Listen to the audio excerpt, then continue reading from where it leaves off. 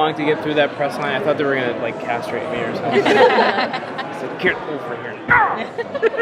So was it hard for you, like knowing that your character just decided, hey, I don't want to have these powers anymore? It was. I wouldn't say it was hard for me as much as I would say it was weird. I never requested that.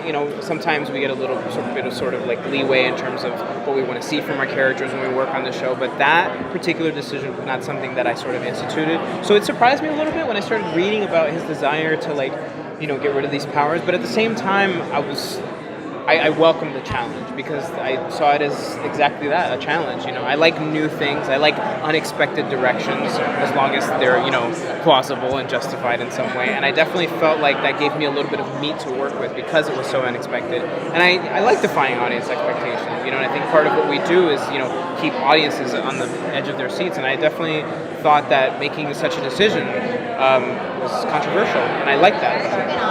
Well, I want to welcome you to Team Civilian. Okay, thank you, Team Civilian. I feel welcome. Yeah.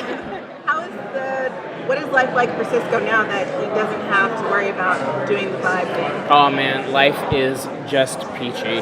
I think he's kind of on top of the world because he's reaping the rewards of everything he's wanted. Of course, it took him quite a while to sort of figure out what he wanted, but obviously, as we all saw at the end of season 5, what he wanted was best encapsulated in him deciding to take the cure so that he wouldn't have to bear the burden of being Vibe and making his work life his personal life. I think something that was important for him in order to maintain sort of emotional stasis was to create a division between that work life and that personal life, which was emblemized in his relationship with Camilla Huang. So I think being able to cater to her and give her the attention that she needed and sort of keep those worlds separate was very important to him. And I think the decision to take the cure was definitely a big stepping stone for him. So you can definitely expect to see him in a very content place at the beginning of season 6.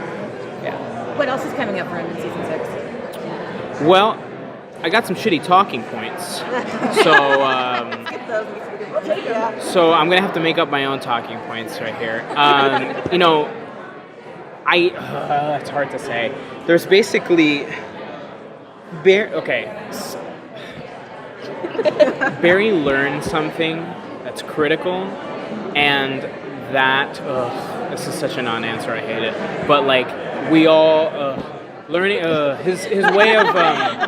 his way of communicating that and relaying that, and everyone's sort of independent reactions to that, that's really sort of the meat of the conflict of the first half of the season, and that's something that I'm really interested in exploring, because usually we paint very broad, very primary colors in terms of how things take place, how people respond to it, how characters respond to it. But I definitely feel that everybody's responding to the sort of conflicts that arise at the beginning of season 6 in different ways, and that I think creates dimension and complexity and dynamics. So.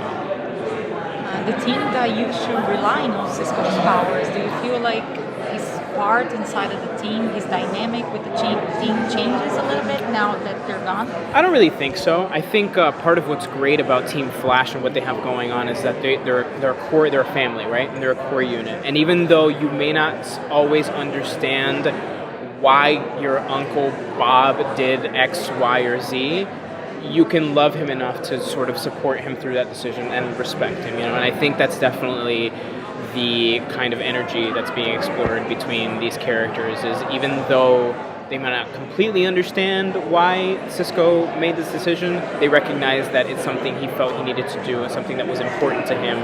And, Cisco can't be his best Cisco if he's not happy, and if, carrying the burden of being the superhero is not making him happy, then obviously that had to go. Did you like the mini arc of morality they did with the cure in terms of is it right to do it? Yeah, I liked it a lot, but the thing is sometimes when we work on this show, obviously there's a lot of fingers in the pie, and a lot of those fingers want clear storytelling, but there's a difference between clear storytelling and really just hitting audiences over the head with something. And so I definitely felt that there were times where we sort of had to fight against that, because what I really loved about that was that it it was something really like legitimate, and it wasn't like a really interesting plot point, but I didn't want it to like become this big, thing that we just sort of like, revisit over and over and over again, because it loses its value. I think part of what was so interesting about that plot point was sort of how unexpected, it is that we were tackling the ethics of giving someone a cure. You know what I mean? So so I thought that was really interesting, and I think we ultimately what we ended up, exploring in the broadcast and everything like that. I think that was a good balance of everyone's interests. One of the good things about when you were Vibe, you got to get out of Star Labs a little bit. So now that I don't want you to be stuck in Star Labs. Are you going to get to go and explore, like maybe visit Camilla as interesting citizen? Or? Well, that's the thing is, I think as Cisco's exploring, kind of how to balance his life a little bit more. I think when we follow Cisco through his own sort of plot points, you see not just how he helps the team and how that relationship develops, but also how his relationship with Camilla develops. So it's not just following him in the lab, it's also following him when he goes home after work, and he, when he punches out, you know what I mean? And he always clocks out at a certain point,